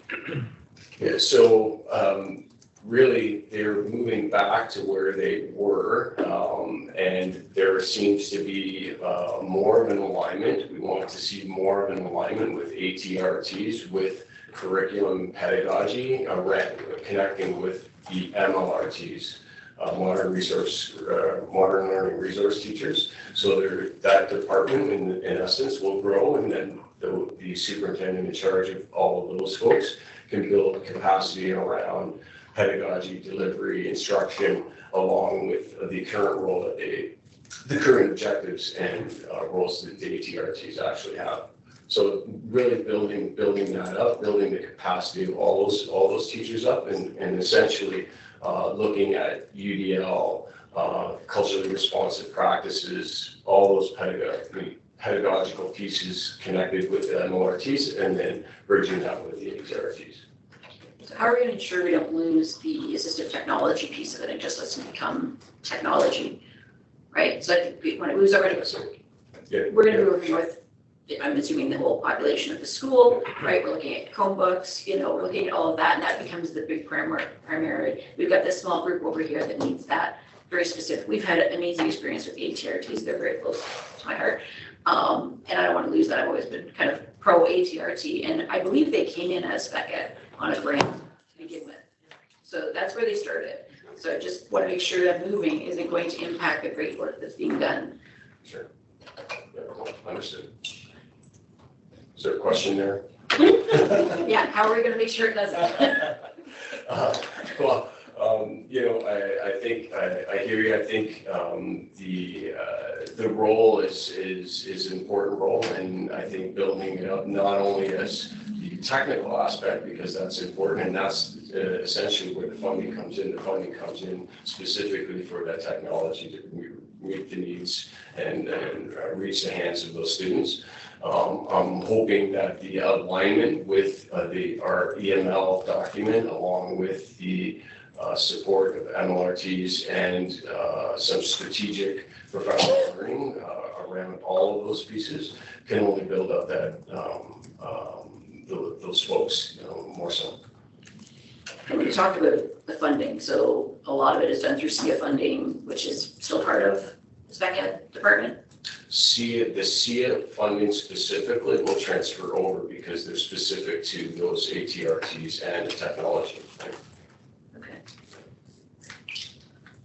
And so the spec ed budget is good. And that money is enveloped, right? So it's specific to specific parameters that are outlined for that funding. So we cannot use it outside of what the SEA funding is meant to be used for. Okay, and the funding to pay for the ATRTs is now at research and innovation, so it's all SEA.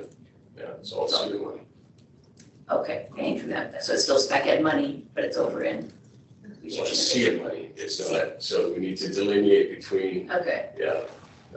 Special education funding, because if it was special education money, we could move that money to be used for different things in special education, but because it comes really wrapped, it is specific for technology and ATRTs. Okay, thank you. Sorry, got other questions here. Most of the questions were asked through here. Oh, you have a new column here. Allocated staff and current staff. And I noticed in a lot of cases, they don't match. We don't have current staff, or we say we have allocated staff. So we've allocated, well, I know the inclusion coaches are gone, but for this year, there was 26 allocated, but we actually only staffed 18 of the positions. Why? What? So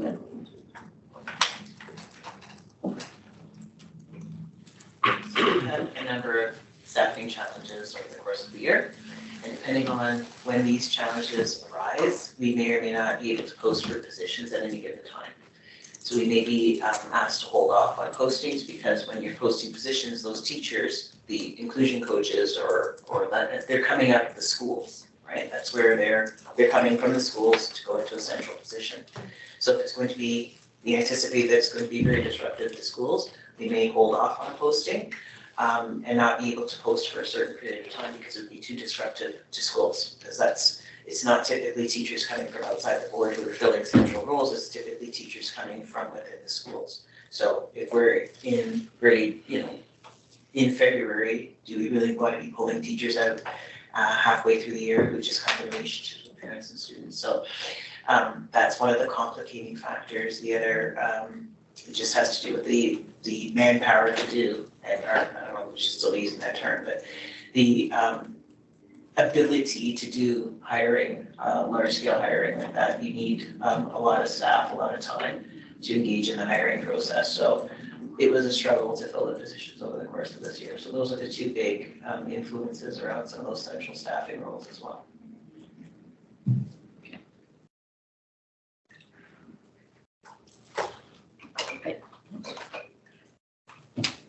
I'd just like to put my support on the inclusion coaches and the fact that we're getting rid of them without, they haven't even had a chance to really start their job based on their feedback we've been getting from them. And I know they haven't even been in a lot of schools. So if they're not coming back, what is the plan? Like I know you said that we'll put other people in place, but we've just taken a whole bunch of kids and put them into the mainstream. And the idea when we did that was to have these inclusion coaches to help them out, right? And now we're taking those away.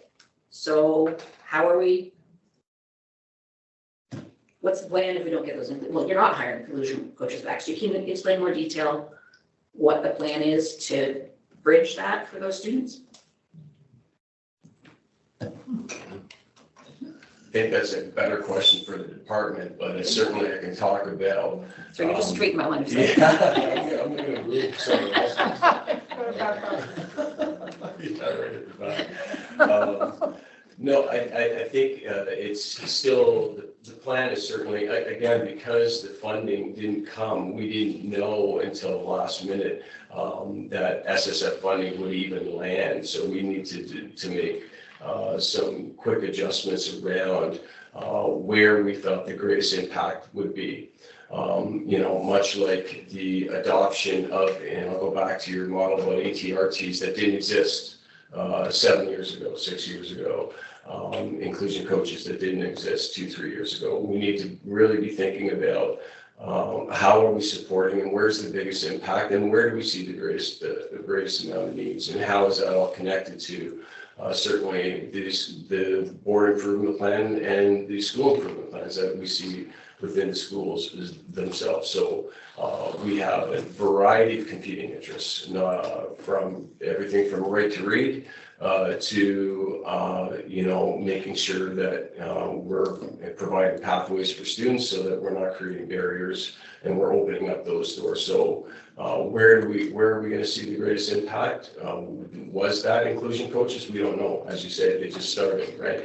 And it was the impact that they were currently doing. Well, I guess we'll never know. But certainly we need to come up with a plan that's substantial and hopefully is sustainable. We're not, the reality of it is that we are significantly overspent in the spec ed budget. And I think, maybe I'll get on my pedestal here a little bit, but there needs to be advocacy. Mary's right. We need to be advocating for more funds, more per pupil funding from every avenue, including the ministry. And so if it's a coordinated effort from Dufferin Peel, from us, from whoever, to advocate on behalf of the students who need it, then we need to do that. We need to build this up because we're in a crisis right now. Certainly, you can go from school to school and know that our teachers exhausted 100%. Our principals exhausted because they're acting as EAs and EEAs 100%. There's no denying any of that. So we need to advocate collectively and we need to find a model that's going to be sustainable. And so removing staff, would everyone behind me, and including myself, is that an advocate for special education? More people, more staff, 100%. Is that the reality that we live in? Not a chance. We're 10,000 students short, and how we get money is from student attendance, plain and simple. And we're overspent by almost $30 million in special education, or whatever the number is. It's astronomical. And so inclusion coaches, sure. Staff, I need people to be in schools to support kids in every aspect. And so we need to find a way that is sustainable, and I'm hoping that through the work of the folks behind me and through your advocacy that we can find a framework that is sustainable and that works, that supports the neediest of kids, so that they don't need to be in grade 6 and 7 looking for a different pathway, that they have the tools that they can be in mainstream. That's the ultimate goal, that they don't need EAs or BAs. That's the independence that we're looking for. But certainly finding the right balance between who, what, and how we do that is we gotta test things. Unfortunately, and we need to do better with less, plain and simple. And that's the reality in which we live in right now. So I'm hoping that with some expertise that we can build that out. We're only, we're flying this plane as we're moving along here, because in the past 4 weeks, 6 weeks, we've been reduced, and I don't see anything getting any better, to be honest. I mean, the Peel District School Board, Peel region is expensive. It's expensive to live here, and people are moving out in droves. And it's not because of anything else, is that people need to look after their families, and it's cheaper at Thames Valley. It's cheaper in Upper Grand or whatever, wherever. And that's the reality. So we need to figure out a way to kind of continue the services in a manner that's supporting our students, and with your input, 100%. I mean, if you didn't have any input in regard, let's change that. Let's give you an avenue to kind of advocate on behalf of where the business cases should reside, and you have been doing that. I think Saj Paul will tell you, when the trustees are out and about, they're telling you, the families are telling you what they need. And they're not saying, I don't need any more EAs. We have enough EAs in our building. That's not what the trustees are hearing. So we need to advocate with certainly this committee, the Board of Trustees. Perhaps we need to go knocking down doors again. There was a big push, as all of you know, from years ago, looking for increased per pupil funding in special education around this table. And we need to go back and do that again, because right now it's limited across the province. It's limited, and there's shortfalls. And I know, potentially you'll be hearing that we will be running a deficit. That's the reality. And many other boards are doing the same. So anyway, I get off that, but I just share that, I am passionate about it, special education. I didn't cut in. We didn't cut anything to reduce supports. It's out of necessity, but certainly I hear what is required for staff, for kids, and for families, and post-pandemic. We're in a situation where we need to do a lot of things with a lot less, with a lot more need.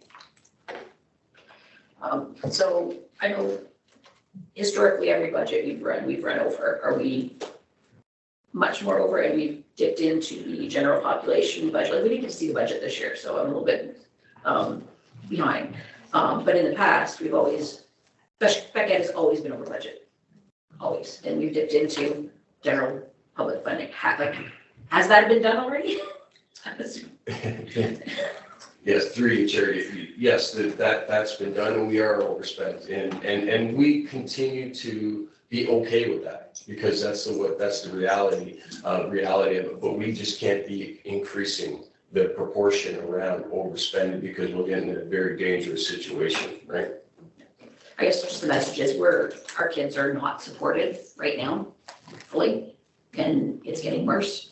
And regardless of budget, these kids need to be supported. So we need to figure out, so I understand you have to cut these people, but what I want to hear more about is, how are we going to still support the kids? And then I'll done my soapbox. We'll move on. Thanks. Go ahead, Dorothy. This evening we were told that the proposals that you presented have been approved.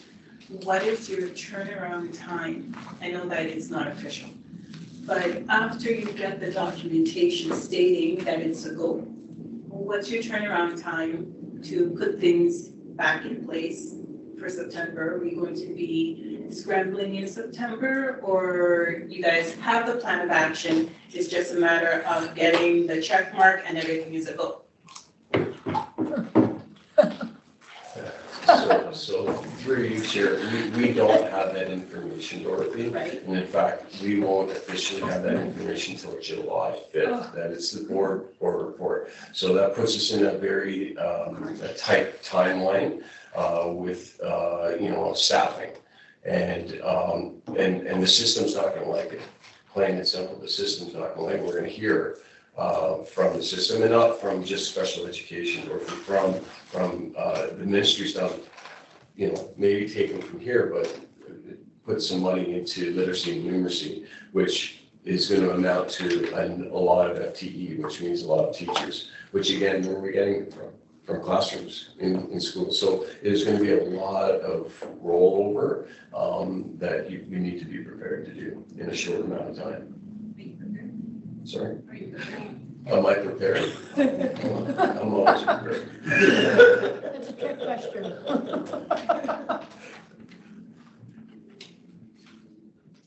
Right. Anyone else have any comments? Time? I've lost my agenda. Somewhere in this file. Is it up here? No, not. Thank you. I guess we need to move for receipt of that consultation. Oh, sorry. I don't know when I can ask these questions, but I do have a bunch of questions regarding some description program changes that I noticed. So these were drafts, and through you, Madam Chair, if you would like to email us the recommendations, we're happy to receive them because this was a draft. So if, I know it was difficult because some of the placement options that you're reading through support multiple exceptionalities. So for example, the first set of pages you would have received in your package were overviews of each of the exceptionalities. It tried to explain the ministry definition, the type of information that would come to the IPRC, right? The types of things, and then it would go into the placement options. Within the placement options, it would explain what kind of criteria would be discussed, and then there's a description of the placement option. In many cases, so like LS1, LS2, in secondary, literally every exceptionality could be offered LS1, LS2 if they chose the regular class. So it's a little confusing in your book the way it goes through to read through, because I didn't put it in 20 times, because I didn't put it in for each exceptionality every time, just for sake of your feeling like you were reading the same thing over and over again. That's why that placement chart was put in place. The placement chart sort of shows you there are 5 placement types from the ministry. There are 3 for regular class, 2 for special education classes, and then it goes by exceptionality, and you can see in elementary and the secondary panel what we have for each exceptionality by that class type. And then we've used our Peel names because sometimes we're more familiar with the Peel name than we are with the ministry type of class. So that information was put there. And if you click on those links, that was sort of for you to get easy access to read the exceptionality you were interested in for your association, and just not to see the scrolls. But if people have recommendations underneath those things, if people are feeling like you want to discuss here, that's what we're here for. If people are feeling they want to send that to staff, we can take that information and look at that as a department again. Okay, I'm just noticing that there's like some name changes, even like ISELP has been changed to In-School Enhanced Support Program. That could be a typo on my part.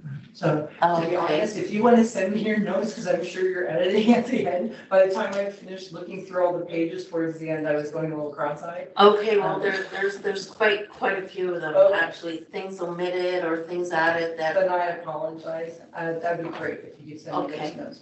And then there is one other thing where you have the class placements here, and you say the superintendent and the school, the class, the allocation. When parents look at this, even when we look at this, we don't know where Darcel Avenue Senior Public School is. Could you put Mississauga Branch of Caledon? Oh, which city? Yes, that would be helpful. Okay, everything else I'll send to you, Nora. Thank you. Okay, thank you. For the blind to low vision, I know this from personal experience. When my son goes to SEAC Kids, the ophthalmologist there, they don't assess my son with visual acuities because he's too young. And going through the process to try to get a vision itinerant, I spent almost 2 years. And every time I was told that I had to provide visual acuities. So my question to you is, who consulted on what the requirements for consideration might be for these IRPCs or IPRCs? Only because maybe you might need to identify based on the age, because the parents won't know, and then they could spin, like I was spinning for 2 years. Because I'd go back to SEAC Kids and they'd come back to me after 2 months saying, no, we don't do that for your child, he's only 4, and then I come back to, so it's like a cycle. I just think maybe a little bit of an identification on, because our parents are lost and they don't know what documentation to provide and who to reach out to, that maybe kind of identifying, at least for blind low vision, for children up to 8, they're exempt from providing visual acuities. Thank you so much. And if you have further questions, I can connect you with Cindy Harmon, who's our coordinator for vision. Okay. And then we can clarify that. That's Okay, thank helpful. you. Thank you. There, comments, questions? All right, so someone move for acceptance of that presentation? Mary, second. Dorothy, thank you. Action motion log. Don't know if I have a copy of it. Can you have it here? Do you have the action motion log? It would be somewhere in the package. I don't know. I would know the exact page.